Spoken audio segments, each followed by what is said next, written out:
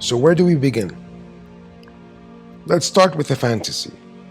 During the 8th century, there was a notorious Yemeni poet named Abdul Alhazred. Alhazred was famous for having an unhealthy interest in dark magic. It is said that he spent 10 years alone in a Rub al-Khali, otherwise known as the Empty Quarter, a vast desert that today exists between Saudi Arabia and the United Arab Emirates. Here and in other desolated places inhabited by evil spirits, he learned sorcery. Eventually, he moved to Syria, where he wrote one of the most powerful books on the subject ever to have existed. This book of magic was called Al-Azeeth. Over the next several centuries following his unexplained death, where he was attacked and eaten by an invisible creature in a crowded market, a copy of his book, Al-Azeeth, made its way from Syria to Greece, where it was translated and became known as the Necronomicon. With this, several European governments, including the Vatican and Rome, all obtained copies of the Greek translation in order to learn its secrets before destroying it.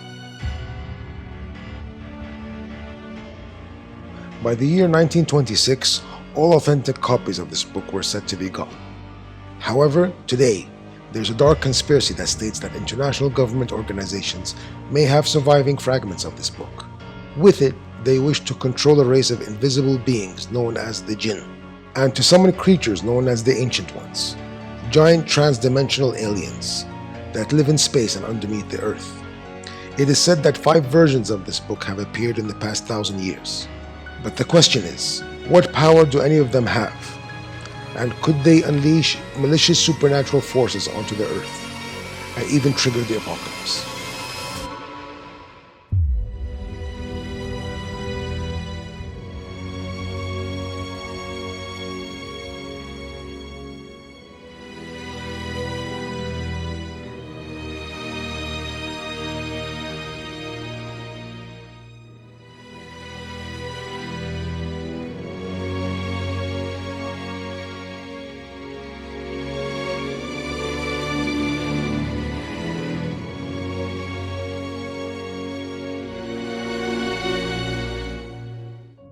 So here's the reality. HP Lovecraft was an American fantasy and horror novelist from the 1920s who has become famous for mixing apocalyptic horror with the fake Middle Eastern folklore and Western Orientalism. Most people who have read about the legacy of Abdul Alhazred and his book of spells, the Necronomicon, will also know that he is one of Lovecraft's most famous fictional creations. However, there is a widespread belief that a real version of the Necronomicon did exist at one point in history and could exist today. Or more plausibly, Lovecraft had shamelessly copied earlier Arab authors and historians in the creation of the mythology of this book, just to successfully sell his own works of fiction. Today, Lovecraft's influence on apocalyptic horror can be seen across thousands of books, movies, and games, like Netflix's Stranger Things, The Mist, the original 1984 Ghostbusters, and many other works. Over the past 14 months, this channel has examined many strange phenomena that has occurred across the MENA region. A fictional variation of many of these incidents can be found in HP Lovecraft's different books that reference the Necronomicon. From ancient giant aliens hidden beneath the earth and interdimensional doorways to other worlds, to encounters with jinn and government conspiracies surrounding the practice of magic. The line between where Lovecraft's fiction ends and our reality begins is a blurred one. Given that Lovecraft was obsessed with the Middle East, our first contender for what could be the real-life Necronomicon may have existed in medieval Egypt. In 1200 CE, the historian Murtada ibn al-Afif wrote The Prodigies of Egypt, an encyclopedia about the ancient Egyptian magic, gods, and monsters. However, all original copies of this book disappeared by the Renaissance, a time in European history where interests in religion, art, and literature became deeply linked. At this time, a French translation was written, and is this version that has survived to the 21st century. The parallels between the Prodigies of Egypt and the Necronomicon, both in content and the way they have survived to the modern day, are extremely similar. However, within the Prodigies of Egypt itself, a reference of an even darker piece of literature exists.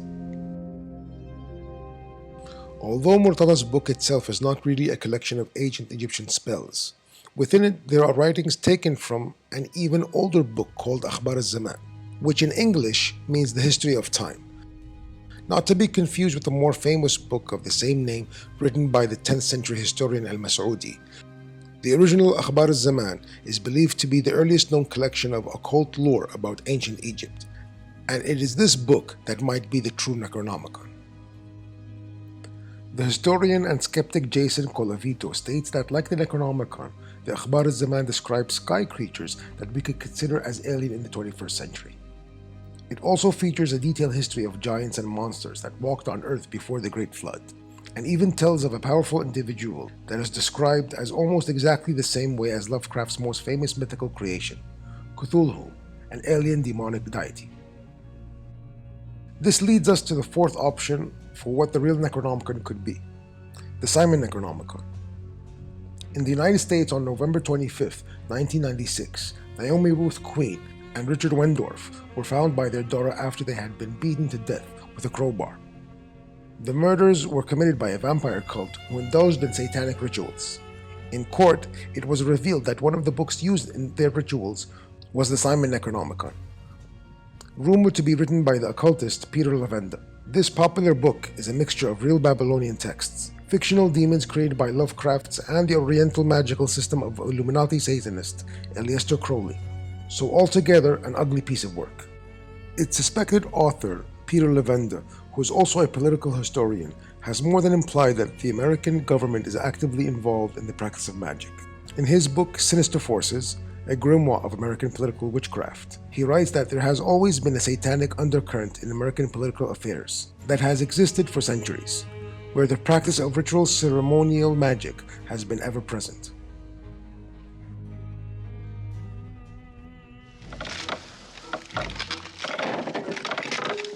As for his book, The Simon Necronomicon, like most Western works of fiction inspired by the Middle East, the interests of Crowley and similar artists are essentially a form of Orientalism.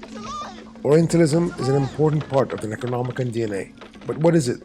The famed Palestinian academic Edward Said, who coined the term, states that it's a subtle and persistent Eurocentric prejudice against the Arab Islamic peoples and their culture, which derives from Western images of what is Oriental, that being mystical, primitive, irrational, and violent.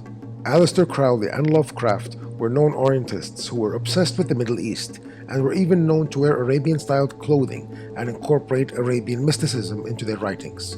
However, their preoccupation with Middle Eastern and North African cultures were focused on the pagan aspects of the region that predated Islam, as the religion itself totally prohibits every form of magic. In Lovecraft's book, his version of the Orient is populated with the paganism surrounding the communication with djinn, magic, and mythical monsters, similar to what you would find in 1001 Arabian Nights.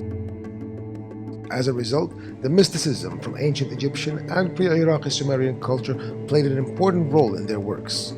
Before Lovecraft began writing, he even gave himself an Arab-sounding name, Abdul Alhazred, who would later become the character who wrote the Necronomicon, framing Lovecraft's entire legacy as something born out of Edward Said's definition of Orientalism.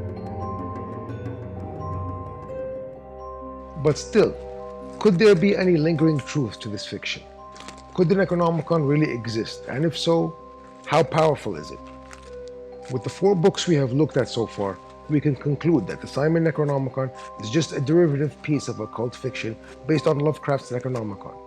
Meanwhile, the work it's based upon, the Akhbar al-Zaman and the Prodigies of Egypt, are not even spellbooks in its traditional sense, but are instead closer to an encyclopedia. However, there's a 5th book I have not mentioned yet, and this book mixes elements of all these books into one, and is a book that Lovecraft may have never been aware of himself. It goes by the name Shams Ma Arif. In English, it is known as the Book of the Sun of Gnosis and the Subtleties of Elevated Things, and has a reputation of being very dangerous. This is the real Arabian Necronomicon. In 13th century Arabia, the Sufi mathematician Ahmed al-Buni wrote the Book of Sun of Gnosis.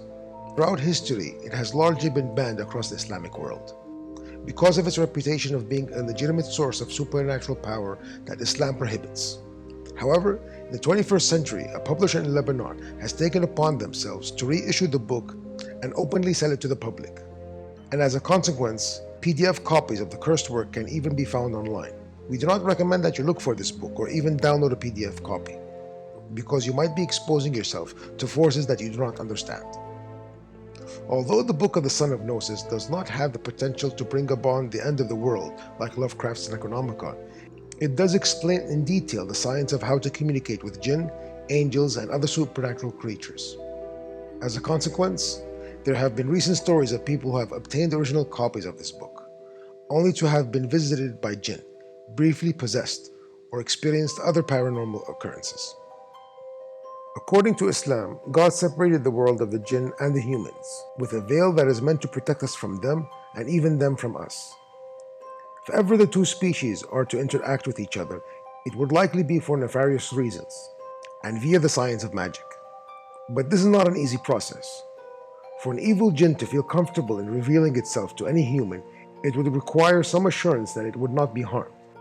So in addition to the chanting of nonsensical, ritualistic sounding words that do not actually mean or do anything, the human will also be required to do things that goes against their better nature. That could include the drinking of blood, the defiling of religious texts that glorify God, such as the Quran, Torah, or Bible, and other perverse actions. The Book of the Son of Gnosis appears to be designed to enhance and streamline this process of magic, despite the risks the practice carries with it. This is why in the Middle East, governments like Saudi Arabia and the United Arab Emirates have criminalized the practice of magic. In Saudi Arabia in particular, just possessing any kind of tools related to black magic could result in an arrest and execution.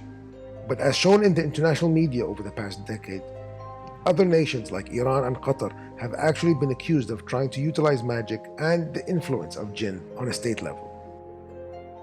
While the line between where reality ends and science fiction horror begins continues to become increasingly blurred, we can safely assume that the demonic deities of Lovecraft's stories do not actually exist, at least to the powerful extent that he said they do.